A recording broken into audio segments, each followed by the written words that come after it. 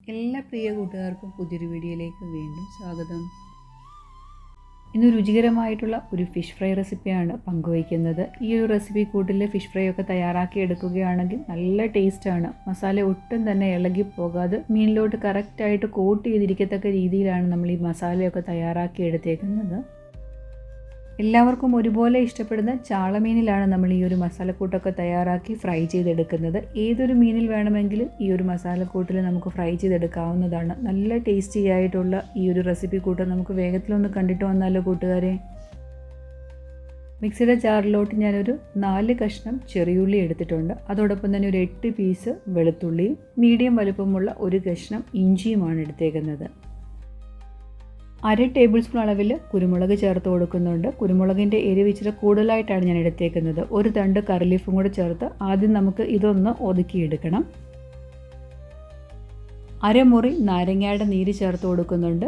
ഇനി നമുക്ക് ഉപ്പ് ചേർത്ത് കൊടുക്കണം. മസാലയ്ക്ക് ആവശ്യമായിട്ടുള്ള ഉപ്പും കൂടി ഈ ഒരു ടൈമിൽ ചേർത്ത് കൊടുക്കുകയാണ്. ഇനി മുളക് പൊടിയായിട്ട് ഞാൻ കാശ്മീരി മുളക് പൊടിയാണ് 1 ടേബിൾ സ്പൂൺ ചേർത്ത് കൊടുക്കുന്നത്. 1/2 ടീസ്പൂൺ അളവിൽ മഞ്ഞൾപ്പൊടിയും 1 ടീസ്പൂണ് വെളിച്ചെണ്ണയും കൂടെ ചേർത്ത് കൊടുത്തിട്ട് നല്ല ഫൈൻ പേസ്റ്റായിട്ട് നമുക്ക് അരച്ചെടുക്കണം. അരയ്ക്കുന്ന സമയത്ത് നമുക്ക് അരയ്ക്കാനായിട്ട് ഇച്ചിരി പാടായിട്ട് തോന്നുവാണ്. ലേശം വെള്ളം ചേർത്ത് നല്ല ഫൈൻ പേസ്റ്റായിട്ട് ഈ ഒരു കൂട്ട് അരച്ചെടുക്കണം.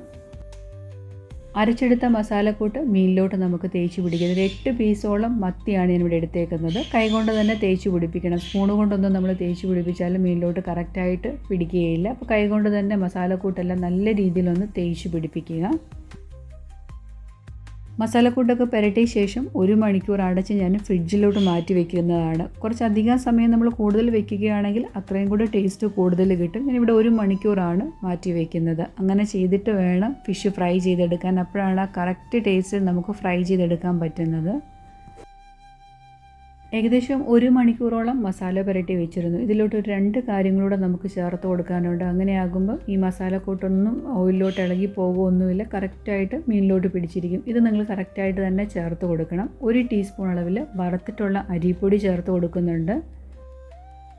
അതോടൊപ്പം 1 ടീസ്പൂൺ അളവിൽ കോൺഫ്ലോറും കൂടെ ചേർത്ത് കൊടുക്കുന്നുണ്ട്. നമ്മൾ എപ്പോഴാണോ മീനൊക്കെ ഫ്രൈ ചെയ്യുന്നത് ആ ഒരു ടൈമിൽ മാത്രമേ ഈ 2 പൊടികളും ചേർത്ത് കൊടുക്കാവൂ. ആദ്യം തന്നെ ചേർത്ത് കൊടുത്താൽ ഇതെല്ലാം കൂടെ കുഴഞ്ഞ പോലെ ഇരിക്കത്തേ ഉള്ളൂ. നമ്മൾ മീൻ ഫ്രൈ ചെയ്യുന്നതിന് തൊട്ട് മുമ്പേ ആണ് ഈ 2 പൊടികളും ചേർത്ത് കൊടുക്കേണ്ടത്. മീനിലൂടെ നമ്മൾ നേരത്തെ മസാലക്കൂട്ടൊക്കെ തേച്ച് കൊടുത്തത് കൊണ്ട് അത് നല്ല കറക്റ്റായിട്ട് പിടിച്ച് സെറ്റായിട്ടുണ്ട്. അതൊന്ന് കോട്ട് ചെയ്തിരിക്കാനാണ് നമ്മൾ ഈ 2 പൊടികളും ചേർത്ത് കൊടുക്കുന്നത്. അങ്ങനെ ആകുമ്പോൾ മീൻ ഫ്രൈ ചെയ്തെടുക്കുമ്പോൾ നല്ല ഒരു ക്രിസ്പിനെസ് ഒക്കെ കിട്ടുകയും ചെയ്യും. ഈ ഒരു ടൈമിൽ മാത്രമേ ഈ 2 പൊടികളും ചേർത്ത് കൊടുക്കാവൂ. ഇനി നമുക്കിതൊന്ന് ഫ്രൈ ചെയ്തെടുക്കാം. ഇന്ന് കൂട്ടുകാരുമായിട്ട് പങ്കുവെച്ച ഈ ഒരു റെസിപ്പി കൂട്ടുകാർക്ക് ഇഷ്ടമായിട്ടുണ്ടെങ്കിൽ നിങ്ങളുടെ ഫ്രണ്ട്സിനും റിലേറ്റീവ്സിനും കൂടെ ഒന്ന് ഷെയർ ചെയ്ത് കൊടുക്കണം. അതുപോലെ തന്നെ ഈ വീഡിയോ ഇഷ്ടമാകുകയാണെങ്കിൽ ഒന്ന് ലൈക്ക് ചെയ്യാനും ആദ്യമായിട്ട് വീഡിയോ കാണുന്ന കൂട്ടുകാരുണ്ടെങ്കിൽ ഒന്ന് സബ്സ്ക്രൈബ് ചെയ്ത് കൂട്ടാക്കാനും മറന്നു പോകരുത്. അങ്ങനെ രുചികരമായിട്ടുള്ള ചാളമീൻ ഫ്രൈ ഇവിടെ റെഡി ആയിട്ടുണ്ട്. ഈ ഒരു മസാലക്കൂട്ടിൽ നിങ്ങൾ തീർച്ചയായിട്ടും ഒന്ന് ഫ്രൈ ചെയ്ത് നോക്കണം. മീനൊക്കെ വാങ്ങിക്കുമ്പോൾ ഇതുപോലെയല്ല ഫ്രൈ ചെയ്യുന്നുണ്ടെങ്കിൽ. ഇന്നത്തെ കുഞ്ഞു വീഡിയോ ഞാൻ ഇവിടെ കൊണ്ട് അവസാനിപ്പിക്കുകയാണ്. അടുത്ത ദിവസം ടേസ്റ്റിയും ഈസിയുമായിട്ടുള്ള റെസിപ്പി കൂട്ടുമായിട്ട് വളരെ പെട്ടെന്ന് തന്നെ ഞാൻ എത്തുന്നതാണ്. Thanks for watching.